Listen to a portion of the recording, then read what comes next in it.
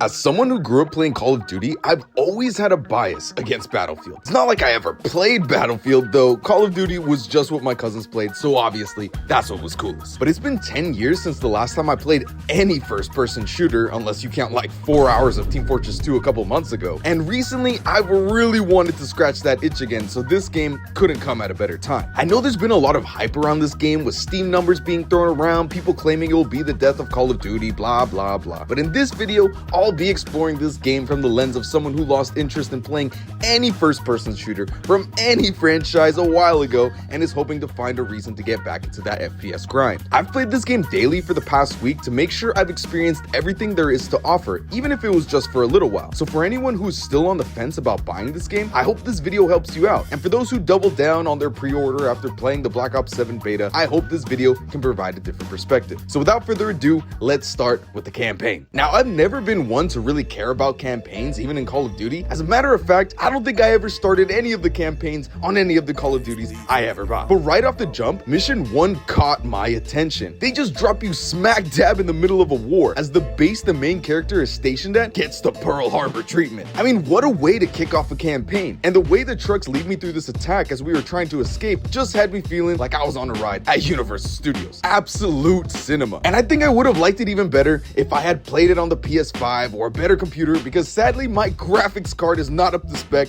even though I bought this goddamn computer earlier this year. Rest in peace, my wallet. Now, why is talking about my hardware important for the topic of this video? Well, if you're returning to FPS after a while like I am, you likely don't have the newest console generation or even a super beefy gaming PC. And let me tell you this now, if you're playing on the minimum recommended specs, the game will never let you forget it. Every other time I try switching from multiplayer to campaign, the campaign mode just refuses to load. And aside from the fact that I'm playing on the equivalent of a PS3 version of GTA 5 when the PS4 was already out, there were a ton of bugs that definitely wouldn't have been there during the launch of Black Ops 2 or even Advanced Warfare. On top of the multiple small cutscene glitches, one time the character models of the other soldiers just disappeared, and on 2 separate occasions, the game just instantly killed me when I tried to get into a vehicle. I mean, what are the extra $10 I'm paying for, huh? Was it the bugs I definitely don't want? Now, I don't know if these bugs were just because I was playing on the lowest recommended hardware, or this $70 game just launched with that many bugs, but this was definitely a big disappointment. Although it is important to note that the first 20 hours of gameplay I did play with outdated drivers. The Black Ops 7 beta alerted me of this and then proceeded to send me to a page where I could buy a new graphics card, which is why I didn't do anything for 2 weeks. But while writing this part of the video, I wanted to make sure I wasn't just ignorantly complaining and thought maybe I missed a free update somewhere that could magically turn my computer into the machine I need to be stunned by the amazing graphics and hopefully fix some bugs. So after doing some digging and downloading this app from Nvidia, I found out that yes, there was a free update I missed, but it really didn't improve the graphics at all. It did improve the frame rate, however, which is nice, but my computer sadly still makes Battlefield 6 look worse than Mario Kart World. This really doesn't have anything to do with the game itself other than the bugs, but it's definitely something to consider if this is going to be your first FPS in a while. But that doesn't mean the game itself can't be fun. At least my computer makes the game look somewhat decent. Spawning people far away might be just a little bit more difficult than normal, but the campaign missions themselves are actually fun. Except this one.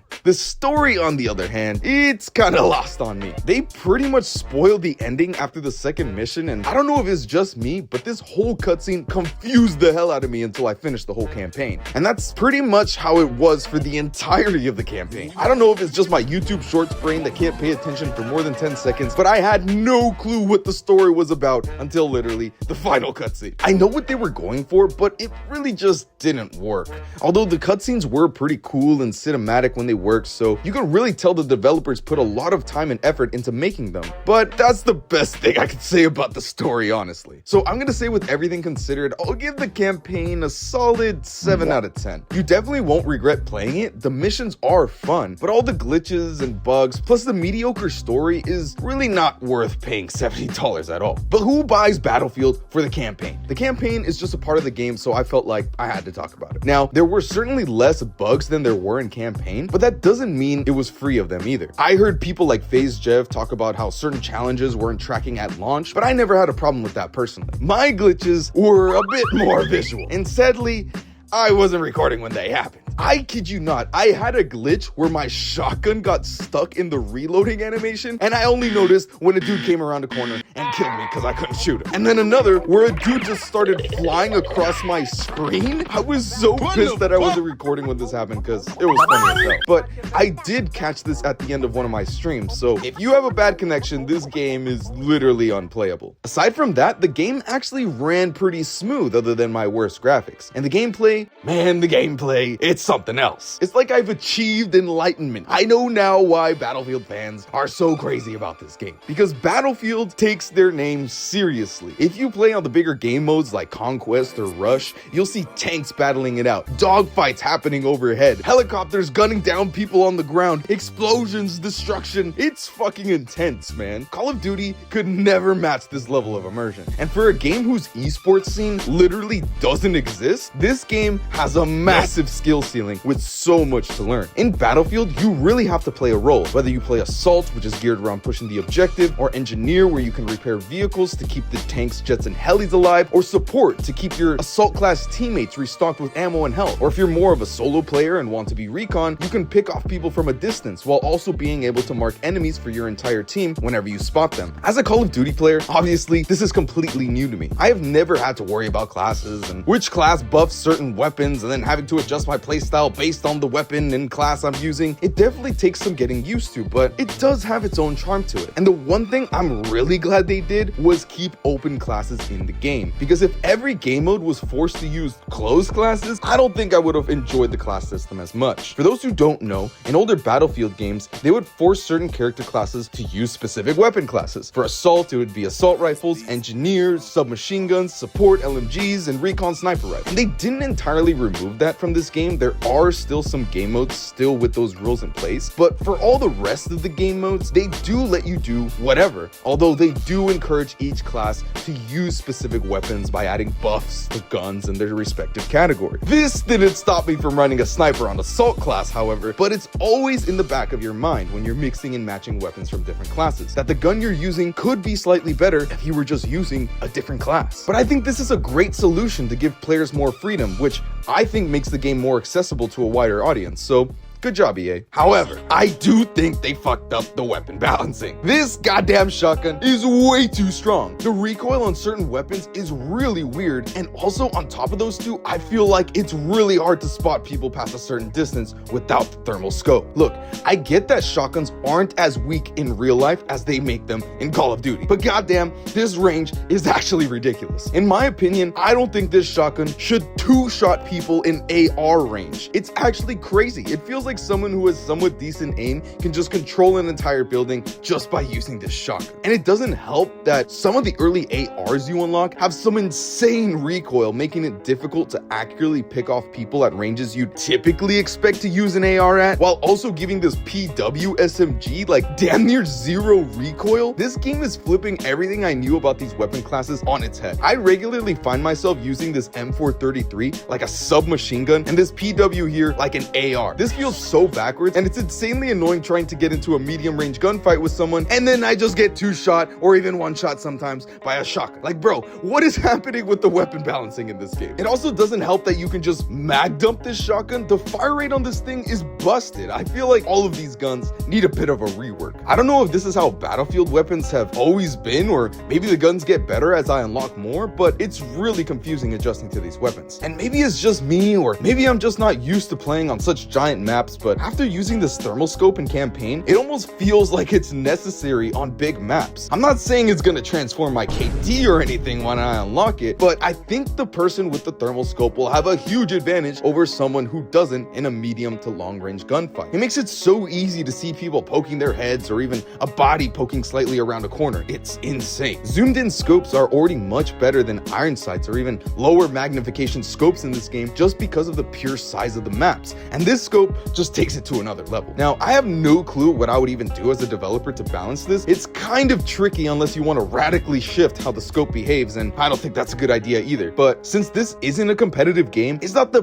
biggest deal, although it is really frustrating to play against, even if a couple people on the enemy team have thermal scopes when you don't. However, the one thing I never felt was unbalanced were the vehicles. Maybe it's because I still don't know how to spawn in my own, so I just don't have enough experience with them, but whenever I hopped into teammates' tanks or helis, they never felt super overpowered or super underpowered either. Sure, they were strong, I mean, they're vehicles after all, but whenever I died in them, I could clearly tell that whoever destroyed our tank or heli just knew how to deal with them. We're just better at piloting their vehicle than we were, and that feeling of fairness just makes it a ton of fun. So if you zoom out and mesh the gunfights with the vehicle interactions together, I think this game is so close to being perfectly balanced as it could be. They just need to fix those issues with some of the early weapons. It was really refreshing being able to change my focus on different targets mid-match. If I was getting shit on by some shotgunner in a building, then I could focus my efforts outside and maybe switch to engineer if I wanted to start targeting enemy air support, or hop into a tank and keep my teammates alive, or if I was feeling bold, switch to recon and get into some sniper battles. The variety in gameplay is completely unmatched, and no other shooter allows you to do this. If you're getting shit on by a shotgun in Call of Duty, you just have to deal with it, and that can get really repetitive and annoying. But the way Battlefield is made, it allows you to always have a way to contribute to the team, no matter what your skill level or play style is. And if the bigger game modes and maps are the true experience and the campaign is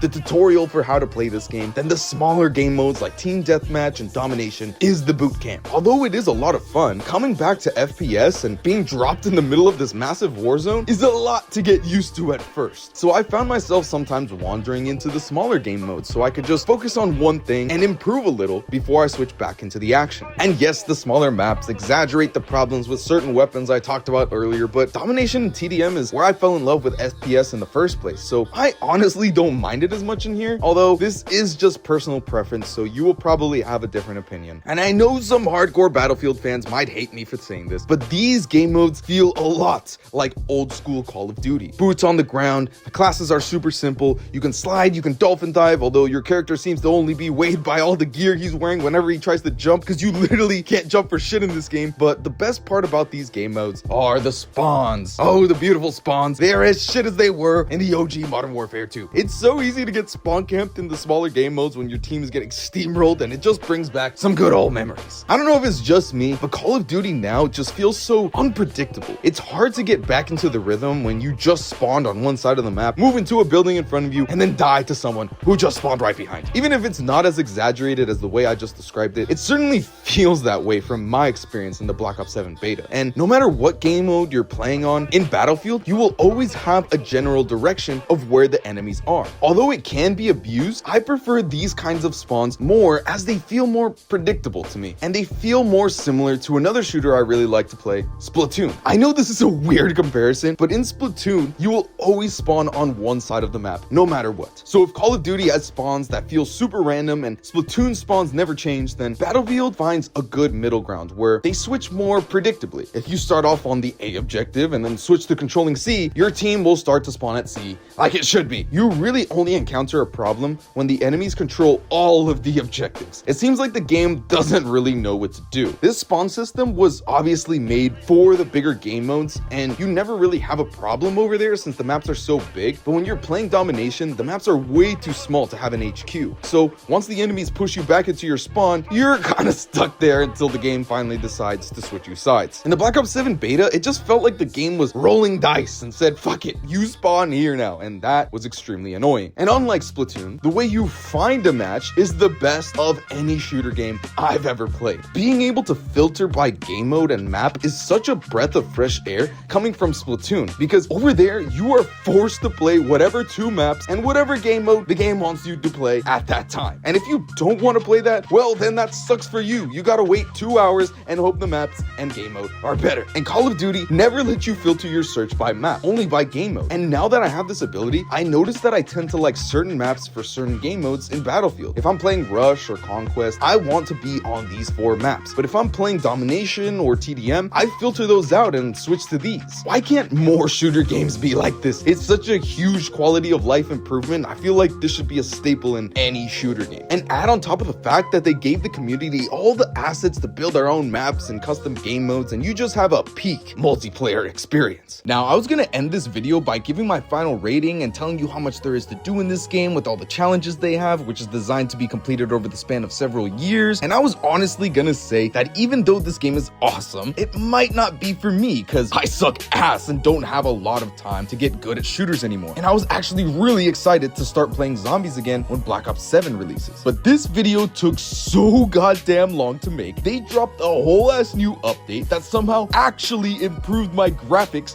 The game looks absolutely stunning now. Before it was so blurry, but now it looks exactly what I expected from this AAA game. And I had completely forgot that every game and their mom has added a battle pass to complete every couple months, so I have to change my rating. If the game stayed how it was at launch and all they did was just balance some weapons, maybe add a new map here and there, I would have stood by my original rating of 8 out of 10. 7 out of 10 for campaign and 9 out of 10 for multiplayer. But they've absolutely blown my expectations for this game out of the water. And this is way more content than I could have ever hoped for back in the day. I stopped playing exactly 1 week after launch, and since then, they've added their own version of Search and Destroy, new maps, and a huge battle royale game mode with 2 different modes. Like, are you fucking kidding me, Battlefield? And even though the battle pass is paid for, all of the new maps and modes are completely free, so it hardly even matters that they're charging more money. I went from thinking, yeah, this game is really cool, you should try it out if you're interested, to drop everything now, you need to play this fucking game. If they keep up this momentum over the next coming years, I could 1,000,000% see Battlefield 6